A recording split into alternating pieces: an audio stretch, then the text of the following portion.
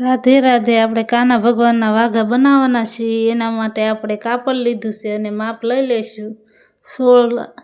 16 inch આપણે લંબાઈ છે।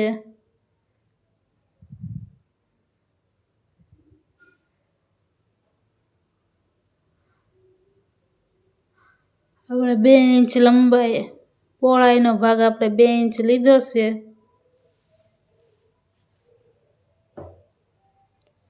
આપણે ઉપરની પટ્ટી આપણે 7.5 ઇંચ લંબાઈ છે।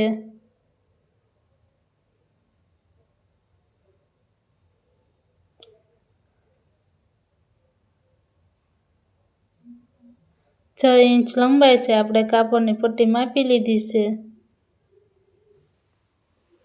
આપણે સિલાઈ મારી લઈશું। કેનવાસ અને કાપડ આપણે ભેગું કરીને આપણે પટ્ટી મૂકી દેવાની છે, એટલે આપણે સિલાઈ લાગી જશે। પટ્ટીને કેનવાસને એકહારે સિલાઈ મારી લેવાની છે।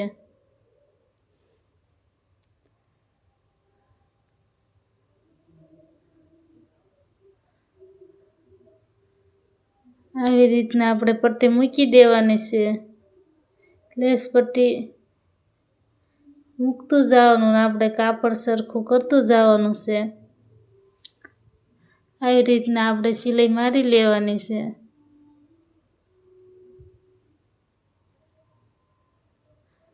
સિલાઈ મારીને આવી રીતના આપણે પટ્ટી મૂકી દેવાની છે।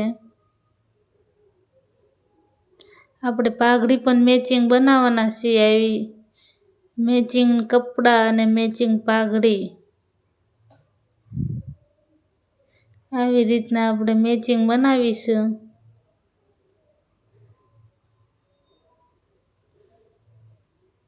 આપણે સાઈડમાં પણ લેસ પટ્ટી લગાવી દેવાની છે। બે સાઈડ આપણે સરખી લેસ પટ્ટી મૂકી દેવાની છે।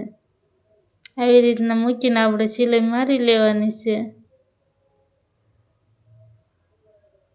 આપણે આવી રીતના સરખું કરીને સિલાઈ મારી લેવાની છે। લેસ પટ્ટી મુકાઈ જાય એટલે આપણે વધારાની પટ્ટી જે વધી હોય એ કાપી લેવાની। આપણે આવી રીતના બધી ચપટી બનાવી લેવાની છે। આવી રીતના આપણે બધી ચપટી બનાવીને સિલાઈ મારી લેવાની છે। બધી ચપટીઓ આવી રીતના સરખી બનાવવાની છે। આવી રીતના બધી આપણે ચપટી બની ગઈ છે।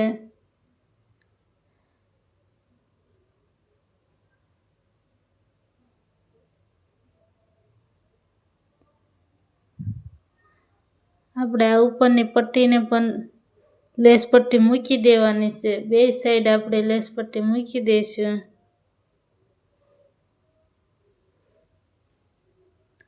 આવી રીતના લેસ પટ્ટી મૂકી દેવાની છે। બે બાજુ આપણે સરખી લેસ પટ્ટી મૂકી દીધી છે। વધારાની પટ્ટી આપણે કાપી લેવાની અને બે ભાગ આપણે કરી લીધા છે પટ્ટીના। આવી રીતના આપણે અડધે સુધી સિલાઈ મારી લેવાની છે। આપણે બે ભાગ જોઈન્ટ કરી લીધા છે। આવી રીતના આપણે ભાગ તૈયાર કરીને આમાં સેટ કરીને જોઈ લેવાનું આપણે, પછી આપણે સિલાઈ મારી લઈશું। આવી રીતના પટ્ટીઓ મૂકીને જોઈ લેવાનું, પછી આપણે સિલાઈ મારી લઈશું। આવી રીતના આપણે કાપડને જોઈન્ટ કરી લેવાનું છે।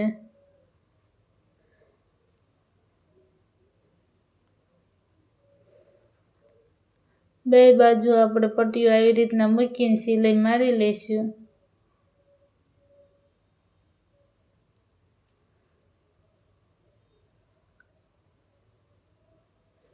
આવી રીતના આપણે વાઘા તૈયાર છે કાના ભગવાનના।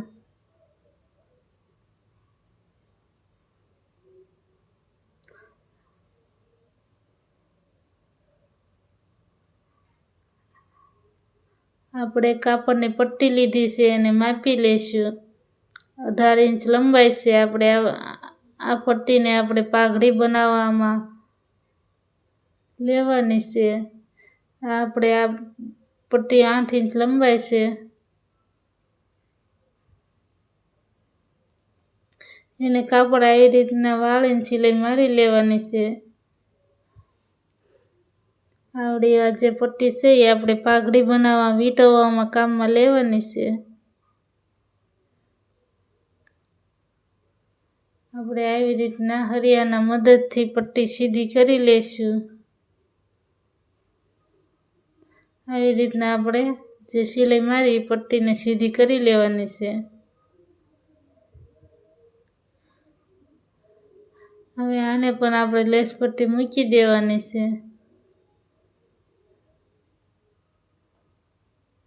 આપણે કેનવાસ લીધું છે એને પણ આપણે સિલાઈ મારી લઈશું. આવી રીતના આપણે ડબલ સિલાઈ મારી લેવાની છે પટ્ટીને.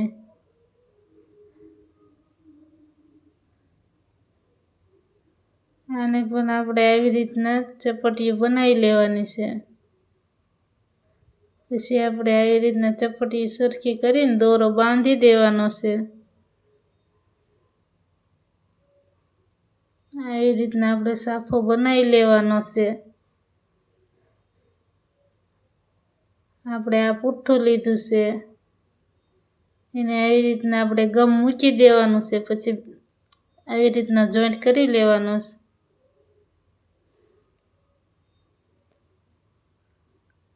આપણે ઉપર પણ ગુંદર મૂકી દેવાનો છે.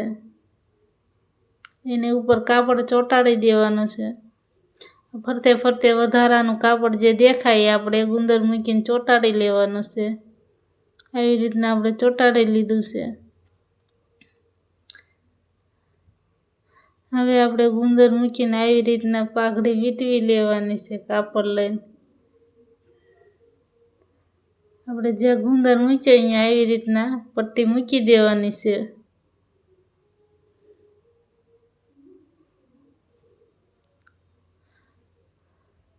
આપણે જ્યાં કાપડની પટ્ટી આવે અહીંયા જ ગુંદર મૂકવાનો છે, નકર કાપડ આપણું ગુંદરવાળું બગડી જશે.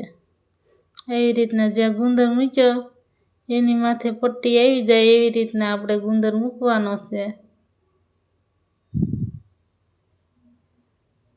આવી રીતના આપણે મૂકી લેવાની છે.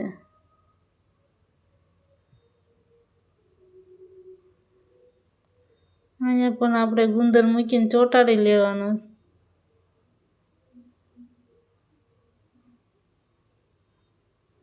આપણે અહીંયા ગમ મૂકીને આપણે સાફો ચોંટાડી દઈશું આવી રીતના.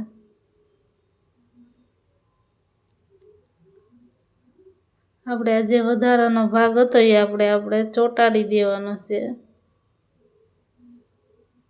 આવી રીતના આપણે કાના ભગવાનને વાઘા તૈયાર છે. હવે આપણે કાના ભગવાનને પહેરાવી દઈશું.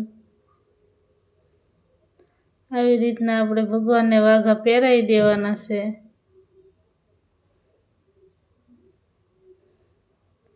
આપણે એક બજાર જેવા ઘરે બેઠા વાઘા બનાવીએ.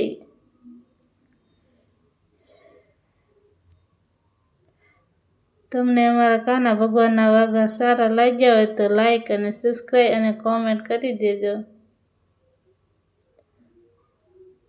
પાઘડી સાથે મેચિંગ આપણે વાઘા બનાવ્યા છે ભગવાનના.